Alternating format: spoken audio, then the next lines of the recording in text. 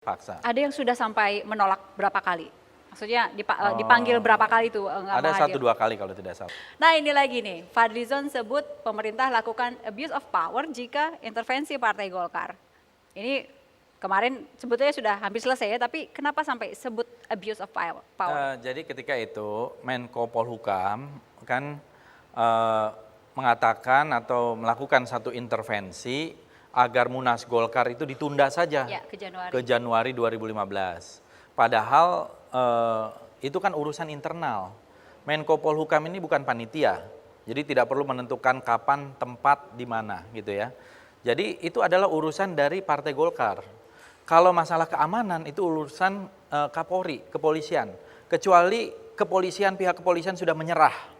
Mereka menyerah, kami tidak sanggup lagi, kemungkinan akan terjadi keributan, maka kami tidak bertanggung jawab terhadap terjadinya Munas. Nah, itu lain cerita. Nah, ini masih pagi-pagi Menko Polhukam sudah mengatakan ini sebaiknya diundur dan sebagainya. Itulah bentuk intervensi. Itu tidak pada tempatnya. Ini yang sebetulnya kita ingin meluruskan, ya.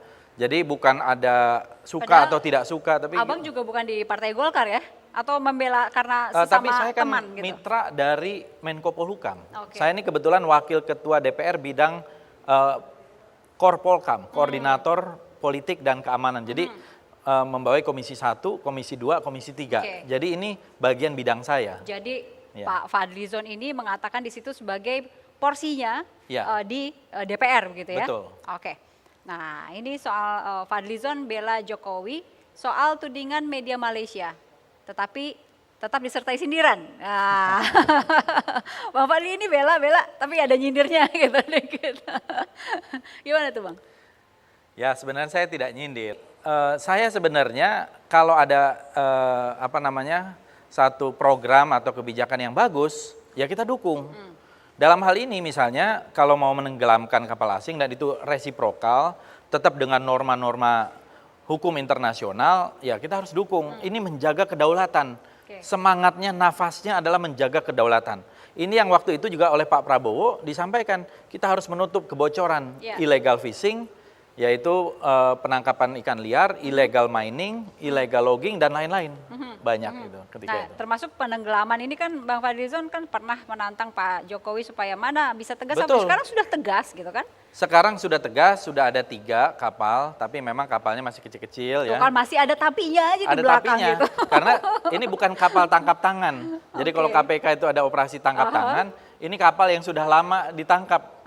Kemudian katanya juga sudah dipretelin, kemudian baru diledakkan. Ya kan sudah tegas, Nggak masih ada aja masalah. ada tapinya di Saya belakang. masih tetap apresiasi itu. Oke. Bang Fadlizon ini juga kan tadi di awal saya sudah bicara sering tuh di sosial media, di Twitter, sampai urusan berat badan aja masuk ke situ gitu. Sering dibully juga. Itu dia tuh Bang. Benar sering dibully, merasa ya? Iya, tapi saya nggak peduli ya, karena Apa sih bulian apa saja sih misalnya? ya macam-macam lah. Di Pakai tengah. kerudung?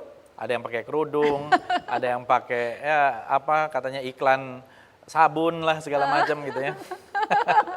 Tapi saya menganggap itu malah sebagai hiburan aja. Hiburan. Jadi saya tidak marah, saya ketawa malah gitu loh.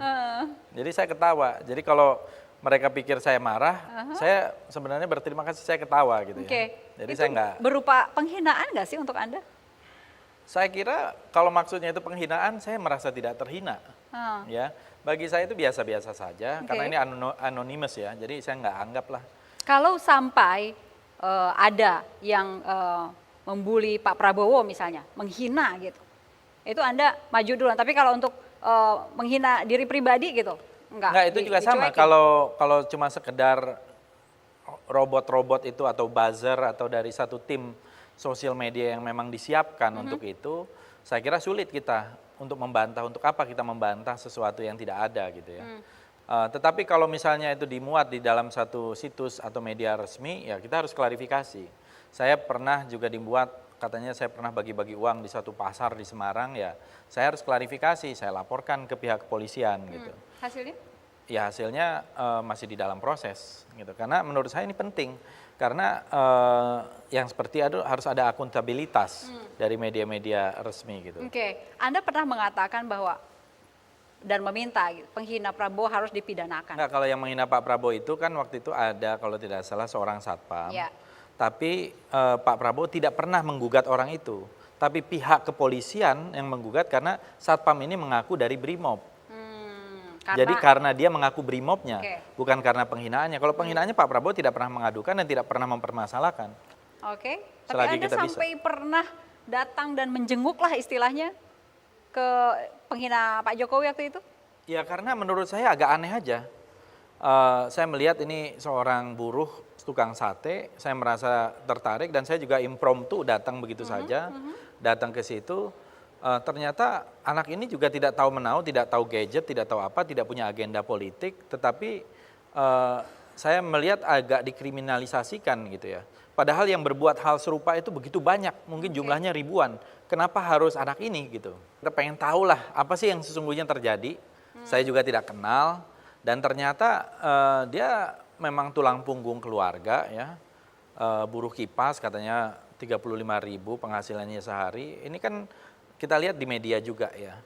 Jadi saya merasa ya sebagai wakil rakyat juga merasa ingin tahu dong gitu ya. Dan ingin tahu juga kepada pihak kepolisian kenapa kok menjadikan ini sebagai satu kasus yang cukup besar heboh gitu ya.